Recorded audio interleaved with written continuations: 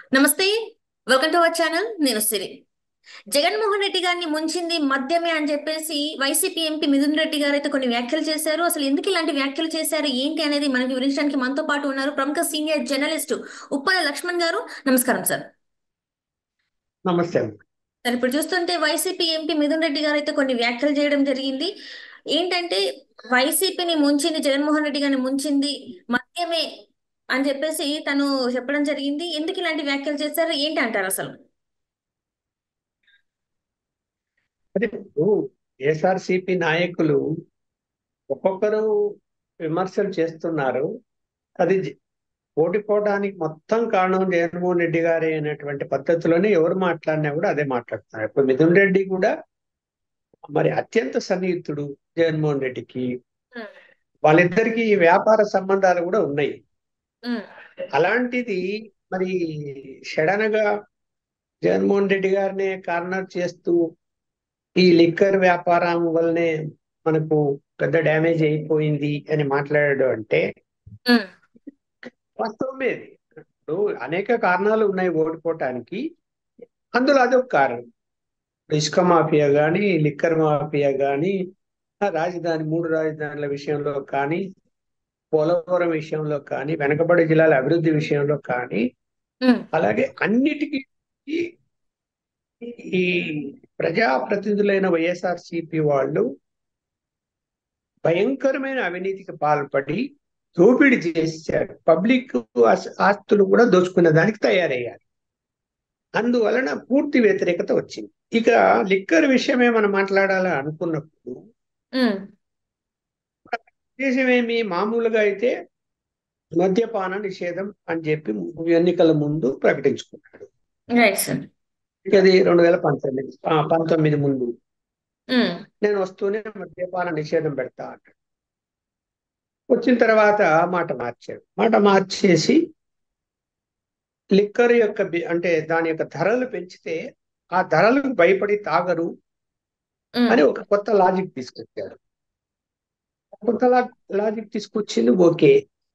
ధరలు పెంచడం వల్ల ఉంచి ప్రభుత్వమే మద్యం బిజినెస్ చేస్తుంది అని చెప్పి నిర్ణయించాడు. ఉమ్. ఇది ఎక్కడ దానికి ఏమైనా అర్థం ఉందా? ఇప్పుడు ఏమైపోయింది, ఎవరు ఉమ్. ఎన్ని చెప్పినా ఇవాళ మద్యం పాలసీ అన్నది ఏదైతే నగదు వ్యాపారం చేపించాడో అందులోనే పెద్ద అవినీతి జరిగింది. ఉమ్. దానికి తోడు తాగే వాళ్ళందరూ కూడా ఆ భయంకరమైన రేట్లు, అందులో అది కూడా కల్తీ ఉంది వాటిల్లో కూడా అనేటువంటి ఒక అపోహ కూడా కలిగింది. తర్వాత లిక్కర్ కంపెనీలు అన్ని కూడా కొత్త కొత్తవి పుట్టుకొచ్చాయి.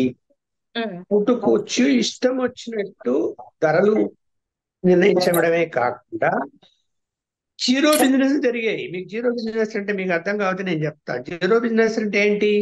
ఉమ్. ఉత్పత్తి చేసే వాళ్ళు సపోజ్ 10 కోట్లు విలువ చేసేది ఉత్పత్తి చేశారనుకోండి, రైట్ సార్. లెక్కల్లో వాళ్ళు ఏం చేస్తారంటే ఏ 3 కోట్ల 4 కోట్లే ఉత్పత్తి అయినట్టు చూపిస్తారు. ఉమ్. మిగతావి అదంతా కూడా షాపులకు వస్తాయి.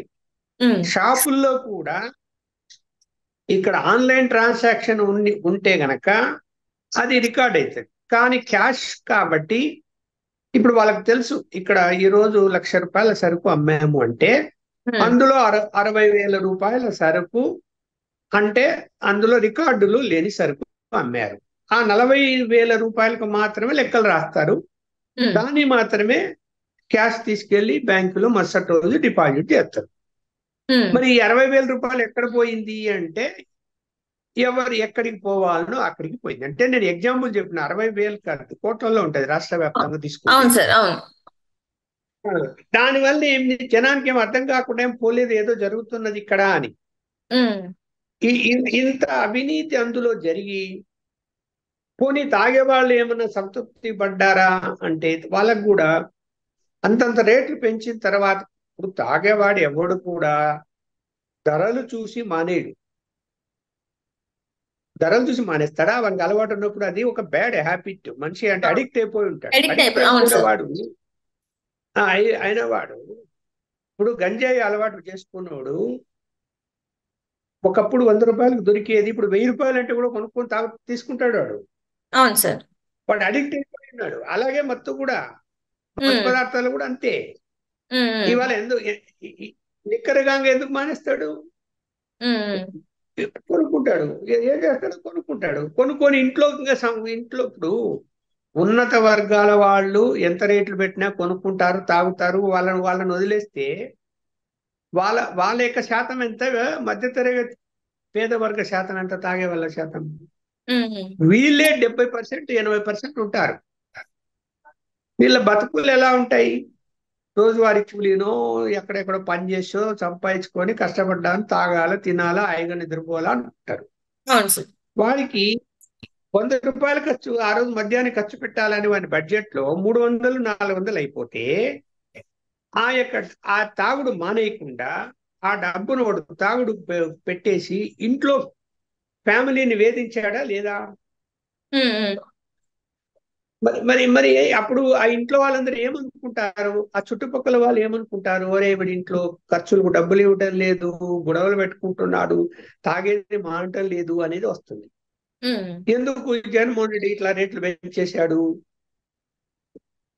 అనేది చర్చ నడిచింది. ఉమ్, అంటే అదొక కారణం. ఇప్పుడు ఓడిపోవటానికి, ఓటర్లు ఓటు వేయకపోవడానికి ఏదో ర్యాండమ్ గా కొంతమంది సర్వే చేస్తే తాగే వాళ్ళందరూ కూడా ఒక్కరు కూడా జగన్మోహన్ రెడ్డి ఓటేయలేదని చెప్పారు కొంతమంది. అంటే ఒక 10 మందిని అడిగితే 10 మంది ఓటేయలేదు. ఉమ్, అది నష్టమే కదా. సపోజ్ 5 కోట్ల మంది జనాభా ఉంది, 3.5 కోట్ల ఓట్లు ఉన్నాయి ఉమ్. ఆంధ్రప్రదేశ్ లో. 50 లక్షల మంది తాగే వాళ్ళు ఉన్నారు అనుకున్నా, వాళ్ళు ఓటేయలేదు అనుకోండి, నష్టమే వరకే జగన్మోహన్ రెడ్డికే కదా. అంతే కదా సార్. జరిగింది అదే కదా. ఉమ్, ఉమ్, జరిగింది అదే కదా. ఉమ్, ఎందుకు వాళ్ళు వేయాలనుకోలేదు అంటే భయంకరమైన రేట్లు ఒకటి, దాంట్లో నాణ్యత లేదని.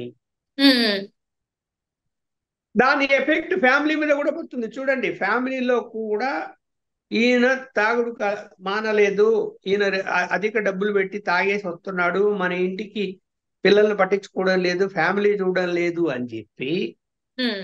వాళ్ళు కూడా ఓటేస్తారా జగన్మోహన్ అదే కదా. రెడ్డికి? ఉమ్, మరి ఇంట్లో 4 ఓట్లు ఉన్నాయని యావరేజ్ గా నేషనల్ యావరేజ్ ఏంటంటే ఒక ఫ్యామిలీలో 4 ఓట్లు ఉంటాయి. ఉమ్. నేషనల్ యావరేజ్ ఇది. ఒక కుటుంబంలో 4 ఓట్లు ఉంటాయి అంటే తాగేవాడు కాకుండా మిగతా 3 ఓట్లు కూడా పోయినట్టే కదా. అంతే కదా సార్. ఇప్పుడు అంటే 50 లక్షలు కుటుంబంలో ఎన్ని తాగేవాళ్ళు ఓట్లు ఎన్ని ఓట్లు అనుకోండి. ఉన్నా కూడా బికాస్ ఆఫ్ ఈ మద్యం పాలసీ ఏదైతే ఉందో దాని వల్ల వైసీపీ ప్రభుత్వానికి చాలా వరకు నష్టం చేకూరింది. అలాగే ఏపీ ప్రజల ఆరోగ్యాలు కూడా చెడిపోయాయని చెప్పేసి చాలా వరకు అందరూ చెప్తున్న విషయం సార్. ఇది ఏంటంటే నాసిరకం మందు తాగడం వల్ల చాలా వరకు తాగిన వాళ్ళ ఆరోగ్య పరిస్థితి అయితే క్షీణించింది, చనిపోయారని కూడా చెప్తున్నారు. ఇప్పుడు అంతే కదమ్మా. ఇప్పుడు నాసిరకం మద్యం సరఫరా చేస్తూ ఏమైపోయిందంటే డిస్టిలరీస్ తయారు చేసినటువంటి వాళ్ళకి ఉమ్, వాళ్ళకు కంట్రోల్ లేదు వాళ్ళ మీద ఎవరు కూడా. ఎందుకు ఉమ్, అంటే ప్రభుత్వ పెద్దలు మద్యం కంపెనీ తయారు చేసే వాళ్ళు కుమ్మక్కయ్యారు. కుమ్మక్కప్పుడు ఏం చేస్తారు? వాడి ఇష్టం వచ్చినట్టు తయారు చేస్తాడు, వాడి ఉమ్, ఇష్టం వచ్చినట్టు పేర్లు పెట్టుకుంటారు, ఇష్టం వచ్చినట్టు సప్లై చేస్తున్నారు. ఎప్పుడన్నా అంటే ఈ 5 సంవత్సరాల కాలంలో మధ్యలో చాలా సార్లు చనిపోయారు, అరే నాణ్యత లేదు అని చెప్పి ఆరోపణలు వచ్చాయి. ఎప్పుడన్నా డిస్టిలరీస్ మీద ఈ విజిలెన్స్లు కానీ, లేదంటే సిఐడి కానీ, టాస్క్ ఫోర్స్ కానీ, ఉమ్, లేకపోతే పోనీ ఎక్సైజ్ శాఖ వాళ్ళు కానీ రైడ్ చేసి ఆ మద్యమును టెస్ట్ చేయించారా? ఉమ్. చెప్పలే కదా. అంటే అర్థం ఏమి? కుమ్మక్కైనదనే కదా. అంతే నువ్వు సార్. ఒక ఆరోపణ వస్తే చెప్పేయాలి కదా. చాలా ఉమ్, మంది చనిపోతున్నారు, పేపర్లో వార్తలు వస్తున్నాయి, మీడియాలో వార్తలు వస్తున్నాయి.